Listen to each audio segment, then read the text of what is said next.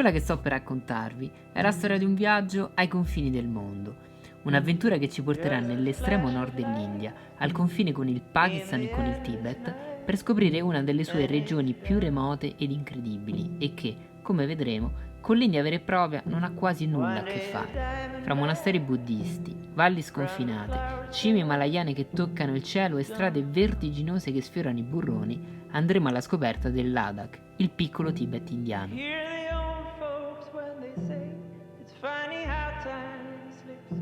Dopo una prima fusissima accoglienza indiana, prenderemo un aereo che, nonostante sembrasse cadere da un momento all'altro, ci porterà comunque nel piccolo aeroporto militare di Leh, capitale appunto di questa piccola regione.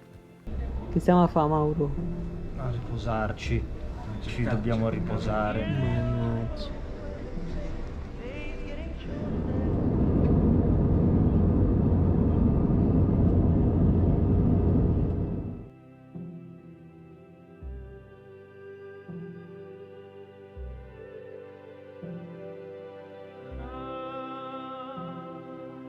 Il nostro viaggio sarà sostanzialmente diviso in due parti.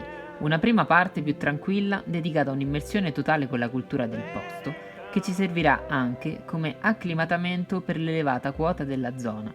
Visiteremo monasteri, stupa, ci perderemo nei vicoli della città, ci imbucheremo ad una bizzarra festa locale, ma soprattutto faremo tante scale. La seconda parte, invece, sarà meno tranquilla e più complicata. Intraprenderemo un trekking di 7 giorni e 6 notti nella remotissima valle dello Zanskar. Partiremo dal piccolo villaggio rurale di Kanji e valicando 3 passi d'alta quota raggiungeremo Lingshed.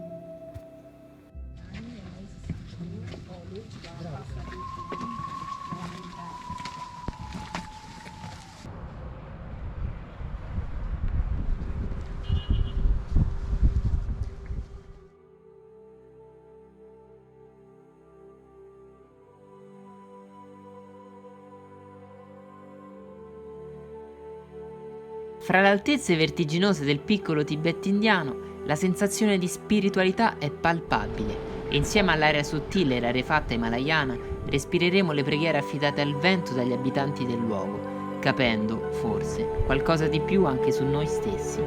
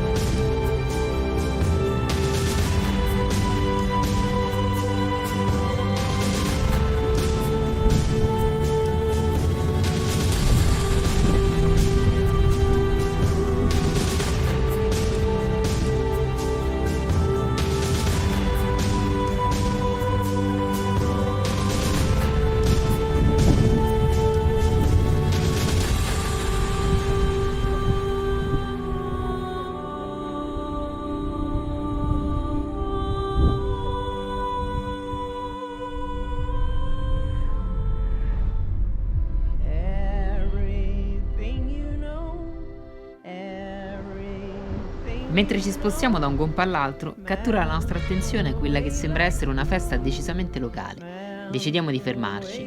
Ci avviciniamo, incuriositi, finché con gentile ospitalità ci invitano ad unirci a loro. C'è un'atmosfera allegra, simpatica e della musica di sottofondo. Ci offrono del chai e ci fanno anche provare il loro passatempo del pomeriggio, il tiro con l'arco. Ci spiegheranno poi che quella era una festa di ringraziamento per il raccolto di settembre andata a buon fine.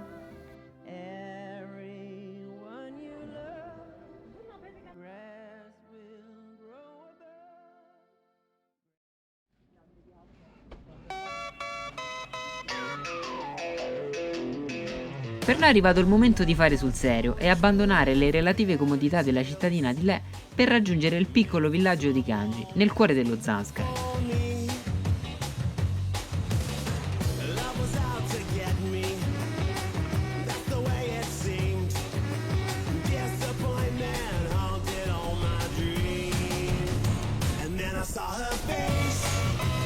Durante il tragitto ci accorgiamo che qui guidano come matti, ma come matti proprio.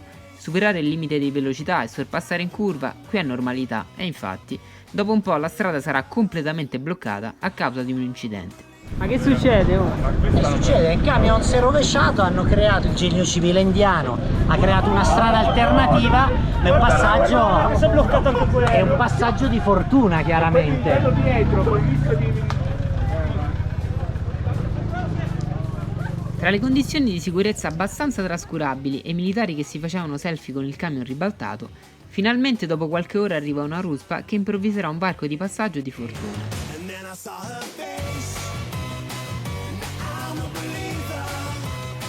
Proseguiamo per la nostra strada, sperando che il malcapitato sia ancora vivo e che non sia in condizioni troppo gravi.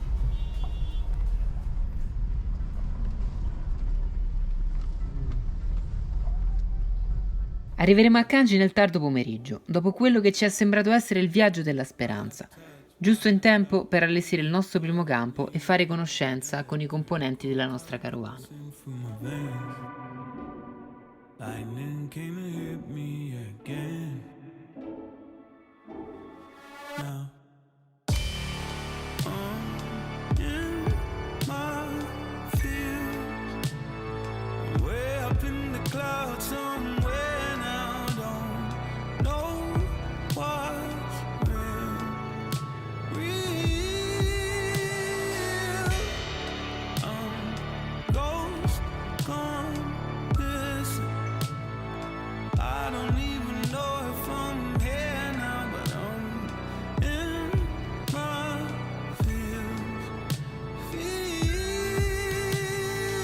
Con noi ci saranno una guida, un cuoco, 2 helpers tuttofare, 2 cavallanti e 14 cavalli. Sarà un trekking abbastanza estremo, non tanto per la difficoltà in sé per sé, ma per le difficoltà e scomodità a cui andremo incontro. Non avremo corrente, non avremo linea per i cellulari e quindi tanto meno accesso a internet e non potremo avere il telefono satellitare a causa della vicinanza con il Pakistan. Non avremo accesso all'acqua in bottiglia e quindi berremo l'acqua del fiume e in caso di emergenza i recuperi con l'elicottero sono molto complicati se non praticamente impossibili. Insomma, potremo contare solo su noi stessi e sulla nostra carovana.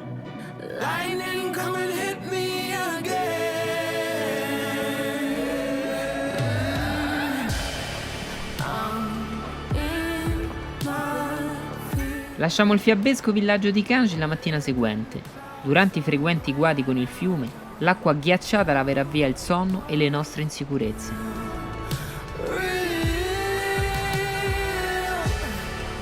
Il nostro nemico più grande sarà l'altitudine. Con l'aumentare della quota, infatti, diminuirà drasticamente anche la percentuale di ossigeno presente nell'aria.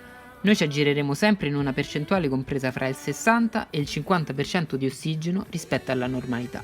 Respirare circa la metà di ossigeno rispetto a quella a cui siamo abituati normalmente può causare insonnia, irritabilità, mancanza di appetito, debolezza, nausea, vomito e nei casi più gravi e meno frequenti edema cerebrale e polmonare. Quindi, anche se parlando di Himalaya 5.000-5.200 metri non sono poi un granché, sono comunque molto di più rispetto alla nostra montagna più alta e dovremo fare molta attenzione.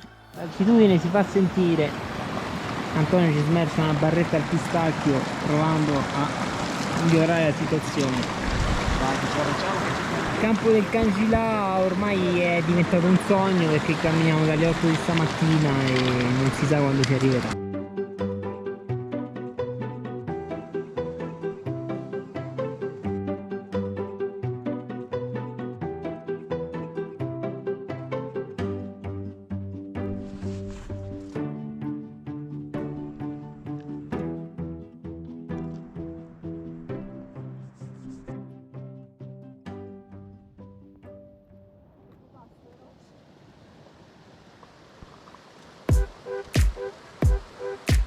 Una salita illegale spaccagambe ci darà il buongiorno in questa limpidissima giornata. L'obiettivo di oggi sarà valicare il Kanji La Pass.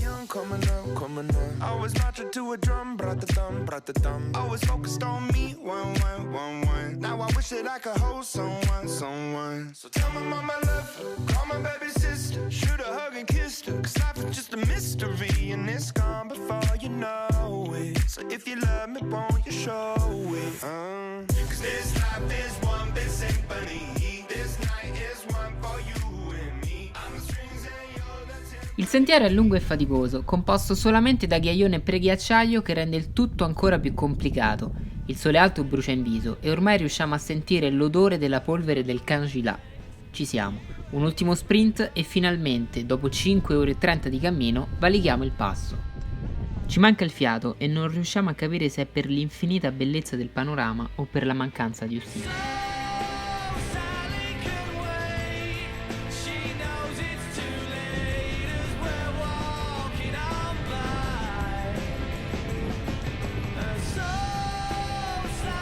Il freddo e il forte vento ci costringeranno a scendere velocemente. La discesa sarà ancora più infinita della salita e sembrerà di non arrivare mai. Il sole inizia a tramontare, allora ci facciamo coraggio, ci facciamo compagnia e proseguiamo piano piano. Arriveremo al campo ormai col buio, avendo totalizzato alla fine quasi 11 ore di cammino. Praticamente siamo partiti stamattina con la luce, tra poco fa buio e ancora non siamo arrivati. La guida ogni volta che diciamo quanto manca dice siamo arrivati, basta girare la curva, siamo arrivati. L'ultima volta che mi ha detto così erano le 3, adesso sono le 7 e ancora non si vede il campo, però interessante questo tramonto.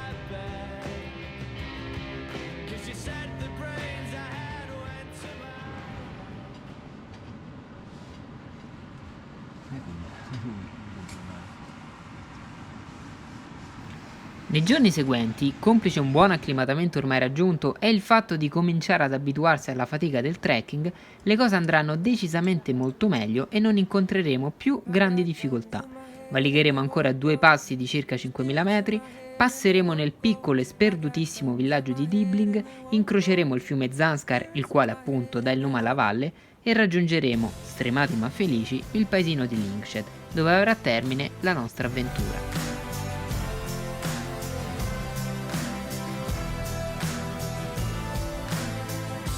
Camminare sul tetto del mondo percorrendo questi sentieri praticamente sconosciuti e percorsi solamente da qualche pastore è stata un'esperienza letteralmente indimenticabile.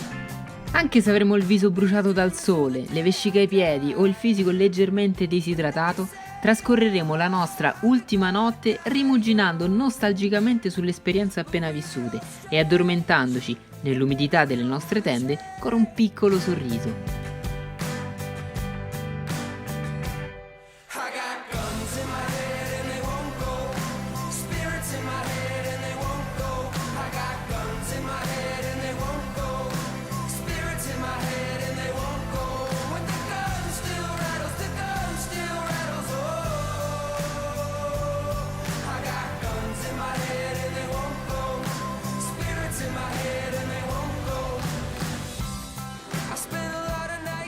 What's your name? नाम बताओ नाम Tilak sir Grazie. Team Tim? Doge Doge? Jigmed E voilà.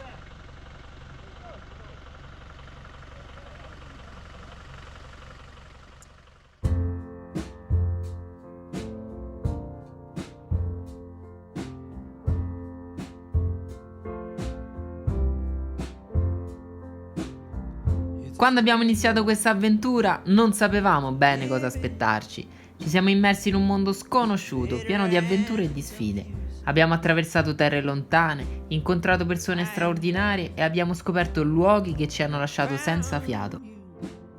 Ogni passo che abbiamo fatto ci ha portato un po' più vicini a noi stessi e ci ha insegnato a superare le nostre paure. Il viaggio ci offre l'opportunità di allargare i nostri orizzonti, di scoprire nuove prospettive, di sfiorare l'ignoto. Ogni viaggio è un'avventura unica, un capitolo della nostra storia personale che ci cambia in modi che non avremmo mai immaginato.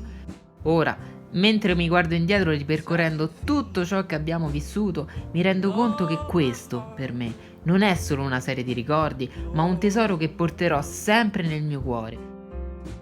Quindi, prendi il tuo zaino, apri la tua mente e lasciati trasportare dall'avventura. Non aspettare, lascia che la magia accada. Non rimandare i tuoi sogni, non rimandare la tua felicità.